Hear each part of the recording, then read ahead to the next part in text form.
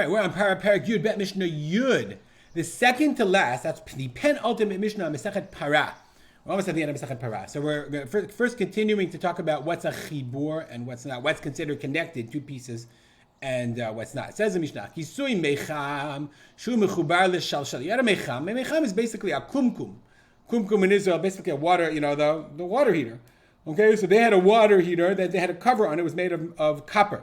So they left it on the fire and it would water, but they wanted to keep the top on. Now, obviously, people would take the top off and it would get lost, and then you'd lose all your heat. So, it's connected by a little chain. That's how you solve the problem. It reminds me of when you go washing in the washing cup and there's like a chain connecting the washing cup to the thing. Same idea. So is that a chibur for tuma and tahara or not? Meaning tuma, remember, if one becomes tameh, then both do. And for tahara, if you spray the paraduma juice on it, does it make the whole thing tahor? So Beit Shammai Omrim says Beit Shammai chibur letumah be'ein chibur lahazaya. It's a chibur for tumah. If one becomes tameh, the other does, but not for spritzing. Whereas Beit Hillel Omrim, Beit Hillel says no, it's something different. Hizah lamecham huzah kisui. So he says, first of all, I agree chibur letumah. Yeah, you're right. If one becomes tameh, the other does. But for the sprinkling, if you sprinkle on the kumkum on the actual container, then huzah kisui. Then the cover is considered spritzed. Hizala kisui, but if you spritz on the cover, lo huzah mecham. So then the mecham, the kumkum, the jug is not considered sprinkled. Why? So it's Beit Hillel has a very nuanced perspective. Beit Hillel says it's not yes or no. It depends. You have like the primary kli and then the tertiary, the connected kli. So Beit Hillel seems to be introducing a new idea that it's not one or the other. Are they connected or not? But which one is the primary? And therefore, if you sprinkle the primary, then the secondary, the cover, which is secondary to it, goes beyond it. Even though he doesn't hold that lechumra for tuma, it seems. Okay, who can do azaya? Says the Mishnah, kol ksherim lazot. Anyone could do it, except of course mitumtum v'androginus v'aisha. Except for tumtum androginus. Tumtum and androginus are people of different sexual qualities. A tumtum is someone who has both sexual organs. Androgen is someone really lacking either. So on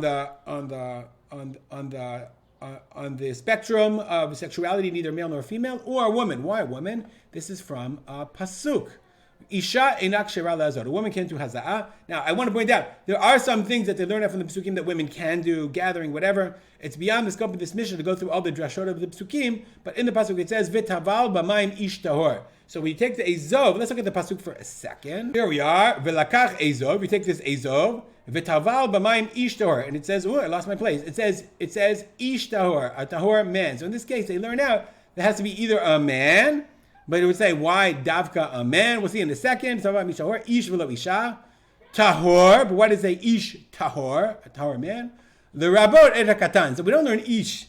Fascinating. We don't learn ish fully. It's kind of ish, but then ish tahor.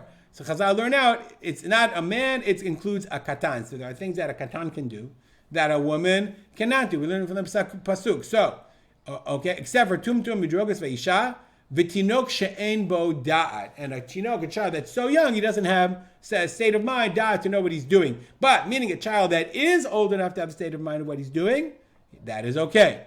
Haisha misa'adato umazeh. So the woman can help him. She either can help the adult. The Rambam says the woman can help the child. So she holds a thing of water. He dips and she spritz. So she can hold it for him, but she can't do the actual spritzing herself.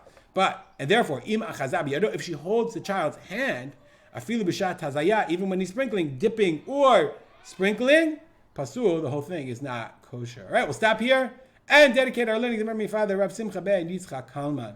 Make it a great day.